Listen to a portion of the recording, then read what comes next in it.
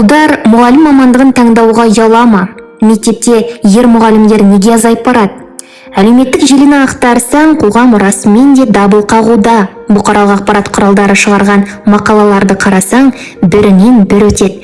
Тіпті дене мен әскери пәннің сабағынан да әйел адамдар бере бастады дегенді көріп, өзім де таңырқап қалдым. Бүгінгі видеода соның тереңіне үңіліп, неліктен ерлер қауымы мұғалім мамандығында бой көрсетпейтіндігін саралап көреміз. Сауалымыздың жауабын білу үшін университетте тарих және тіл мамандығында оқитын болашақ мұғалімдерге қойып көрдік. Баршаңызға сәлем. Шайым бар, қолымда Максит шайым бар. Өзіңдер бар? Осы сұрақты ма? Мына. Дым ойламайын, негізше бұны өтіп кетеді. Екінші Айта бер. Кеттік бастадыға. Ендеше видеоны соңына дейін көріп, сіз де ойыңызды комментарийге жазып кетіңіз. Жалғанда ұстаз көрмеген, я мұғалімнің алдында оқушы болмаған тұлға кемде кем шығар. Ал осынау мамандықтың ыстығына күйіп, суығына тоңып жүрген абзал жандарға деген алғыс ризашылық шексіз. Қазіргі таңда мұғалімдердің беделі мен абыройын биіктетіп, мемлекет барынша жағымды жаңалықтарымен жиі қуантып жатыр.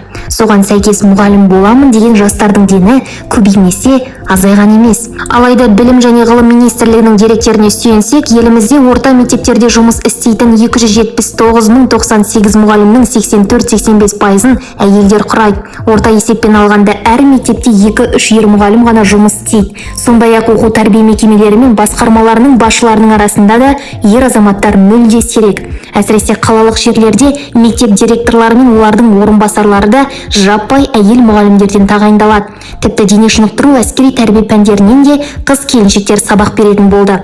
Алайда балалар мен жастар тәрбиесі тұрғысынан қарастырсақ, бұл дабыл қағатын мәселе емес пе? Әсіресе ұл балалар үшін әке қандай қажет болса, ер мұғалімдердің де сондай маңызы болмақ. Ер адамның тәрбие жолында азаюы өте күрделі мәселе. Міне, осыны аңғарған педагогтар мен сергек ойлы азаматтар мектептерде ер мұғалімдердің санын көбейту жөнінде дабыл қағып, мәселе қозғап келеді. Алайда одан еш нәтиже шығар емес дейді бұқаралық ақпарат құралдары. Расында ер мұғалім десек көз алдымызға еңбек, дене, бейнелеу өнер сияқты сабақтардан беретіні ғана санамызға сіңіп қалған.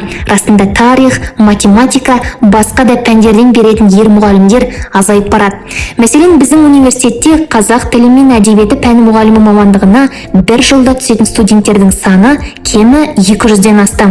Оның көп бөлігі әрине қыздар қауымы болса, аз мөлшерін ұлдар құрайды. Ендеше солардың пікірін біліп, неліктен дәл осы мамандыққа бет бұрғанын өздерінен сұрап көрейік. Ең әуелгі сұрағымыз, есіміңіз, қай жақтан келіп оқып жатырсыз?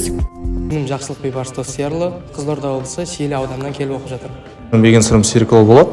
Мен Көкшетау қаласының өзінен боламын. Заңғар, осы Мақтарал ауданы Арыстауынан келіп, осында оқып жатырмын. Ерасыл, Шымкенттен Қазығұрт деген ауданнан келіп оқып жатырмын. Рамазан Жалғас Оразұлы, Ақмола облысы Бұланды ауданы Елтай ауылынан тумасымын. Ерасыл болады, Ақтау қаласынан келдім. Сансызбағанатбек Мергенбайұлы, Түркістан облысы Қазығұрт ауданынан келіп отырмын. Бегержан Олархан, Қызылорда облысы Сырдария ауданы Амангелді ауылының тумасымын. Димаш Болат, Қызылорда қаласынан келдім. Есімім Бердімұратұлы Жәнібек, өзім осы солтүстік Қазақстан облысы Көкшетаудың тумасы боламын. Нұрсұлтан болады есімім, Шымкент қаласы. Осы мамандықта мен мектеп кезінен бастап мектепшілік, ауданаралық, қалааралық жарыстарға қатысып орын алып жүрдім. Және де осы мамандық мен өзім білетін, түсінетін мамандық болғаннан қызығушылығым артып, бұл мамандықты жалғастырдым. Бұл мамандықты таңдауға негіз болған менің ата-анамның нұсқаулығы болған. Бірақ та бұл ата-анамның берген нұсқаулығы менің жүрек қалауыммен теңгелеп отырып, мен осы мамандықты таңдадым. Кішкентай кезден бастап осы халық ауыз әдебиетіне енді шомылып өстік қой, егер ертегілерге, батырлар жырына. Содан соң енді әрине жүрек қалауыммен түстім. Кішкентай кезден ұнататын пәнім қазақ тілі әдебиет болды. Содан кейін осы пәнді таңдадым ғой негізі.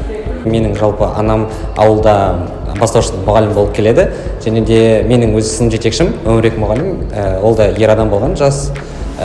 Ол кісілерге қарап мұғалім мамандығына қызығушылығым артты. Жүрек қалауымен келіп түстім деп айта алмаймын. Бірақ өзімнің жүрегімде, арманымда болған ол журналистика саласы, телевидениемен айналысы болған. Бірақ енді Алланың қалауымен осы пәннің мұғалімі болып 4-ші курсқа келдік, оқып жатырмыз. Бұйырса осы салада еңбек еткім келеді. Жүрек қалауымен келген жоқпын, тап сүйіп осылай қазақ тілі әдебиеттен мұғалім болып сабақ беремін деген мақсатта емес. Сол кезеңде мұғалімдік дейтін мамандыққа қызығушылық көп болды. Сол кезде біз 2020 жылы карантиннің кезінде көп болды сол кезде. Ал қазір сондай? Қазір артып келді. 3-ші курстан кейін сәл қызығушылығым артты осы мамандыққа. Әсіресе Оян қазақ фильмінен кейін.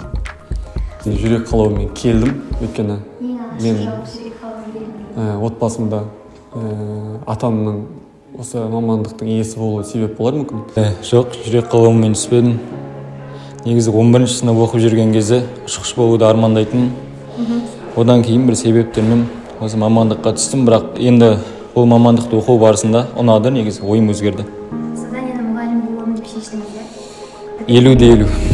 Басында журналистика факультетіне түскім келді, дегенмен белгілі бір себептерге байланысты осы тіл әдебиет мұғаліміне түстім. Дегенмен қазіргі кезде ешқандай өкініш жоқ, өзіме осы сала, осы мамандық қатты ұнайды. Бұл мамандықта ұлт тәрбиесі тұр, бірінші мәселе. Қазіргі таңда қазақ тілін білмейтін жастар өте көп. Соларға қазақ тілін үйретіп, ұлтты дұрыс тәрбиелеу менің басты мақсатым. Тарихта қалған белгілі педагогтардың бәрі, мысалы бірінші Аристотель, екінші ұстаз Әл-Фараби сынды тұлғаларымыздың өзі ерлер болған. Яғни 2-ші дүниежүзілік соғысқа дейін бізде мысалы Ахмет, Әлихан, Жүсіпбек, Мағжан сияқты ұстаздарымыз болды. 2-ші дүниежүзілік соғыс кезінде осы ұстаздар барлық ер адамдарды соғысқа алып кеткеннен кейін ол кісілердің орнын толықтыру мақсатында әйелдерді оқыта бастаған болатын. Және де осы әйелдер мектепке келгеннен кейін ер адамдардың орнын толықтырып, бұл тенденцияға айналып кетіп, кейіннен осы стереотип қалыптасты, әйелдер ғана мұғалім болу керек деген сияқты. Ер бала үшін мысалы көбірек ақша табу немесе пайда табу деген секілді мысалы ой қалыптасып қалған, және де пайданы көбірек табамын деген секілді. Яғни бір сөзбен айтқанда ақша қай жақта көбірек, сол жақта жұмыс істеймін, сондай нәрсе менің мамандығым болады деген негізде мұғалім мамандығын көп таңдай бермейді. Оған негізі түрлі факторлар әсер етеді. Өзіміздің жалпы орта мектепте де мұғалімдердің айтуы бойынша олардың толтыратын парақ, журнал қағаздары өте көп.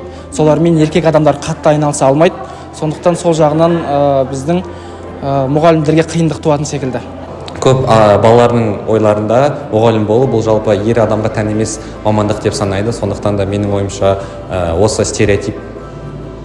Бұл туралы білмеймін, мен өз басым айта алмаймын, бірақ енді біз мектеп кезде көбіне осы әйел адам тәрбиесін алып өстік қой. Біздің мектепте ер мұғалімдер саны аз болды. Сондықтан да ойлаймын, жастардың бойында сондай бір стереотип қалып кетті ме деген, ер адам мұғалім болмайды деген ой бар ма екен? Оған куәмін, өзім группамда тек 2 ғана ұлмен оқимыз, жалғыз ғана группаласым бар. Олархан, Бекежан Олархан дейтін жан жүрегім ғана бар. Неге аз деген сұраққа келетін болсақ, оны мемлекеттің тарапынан болып жатқан жағдайды төмендетіп жүрген секілді. Мектеп ауласын тазалау, ауылдық мектептерде мысалға көбінесе мұғалімдерді мұғалімдік тыс жұмыстардан да басқа жұмыстарға жегіп салады. Мысалға көп нәрсеге қинайды, кім кінәлі, мұғалім кінәлі. Соғыс болды, қазақ даласында 2-ші дүниежүзілік соғыстан кейін барлық ер азаматтарымыз сол соғыс даласына кетіп, жарамсыз барлығы кетіп, содан кейін билік, мұғалімдік көбінесе әйелдердің қолына тиіп, содан басталды деп ойлаймын мен өзім.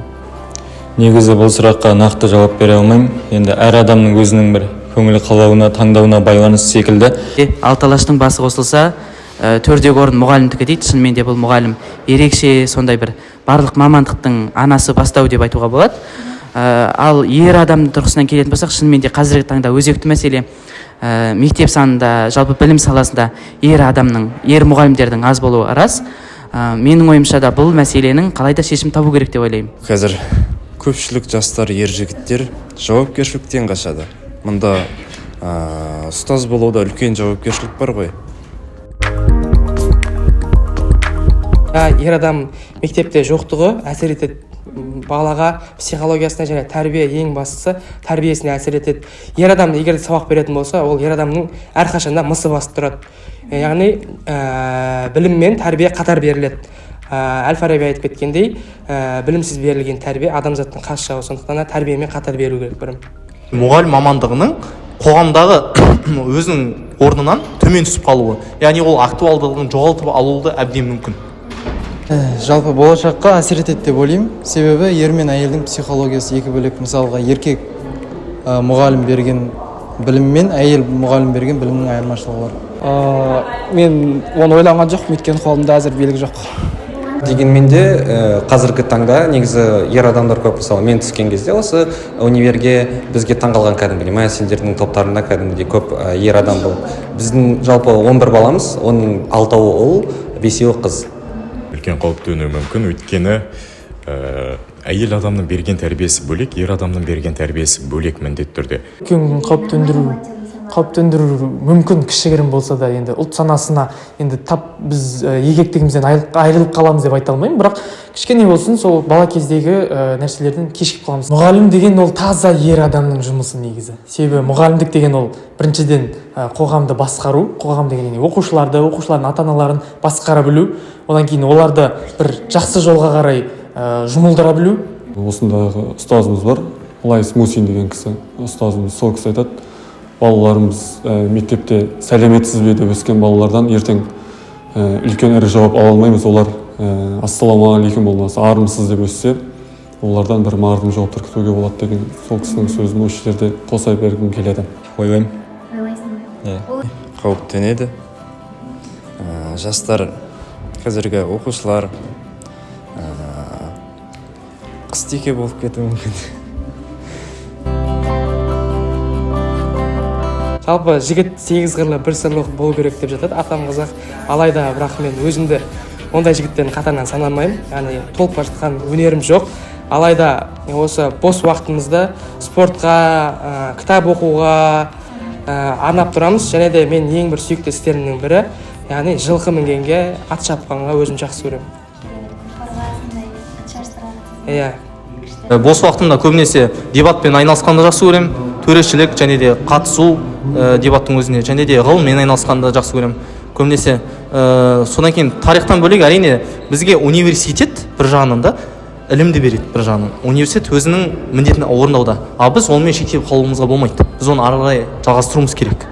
Яғни мен осы жолда өзім мамандығыма қатысы бар, мысалы алашты зерттеймін бір сөзбен айтқанда. Қазіргі таңда мысалы Ақмола пікірсайыс федерациясында да жұмыс істейміз.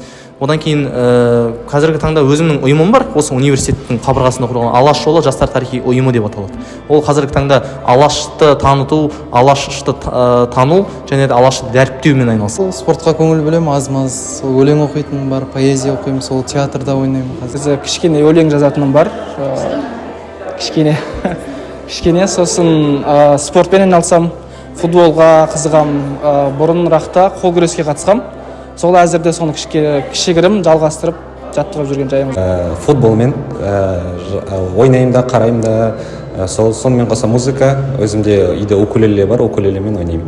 Мен сахнада өнер көрсеттім. Жаутаңдаған жанр одан бөлек поэзия саласында да көптеген жарыстарға қатыстым.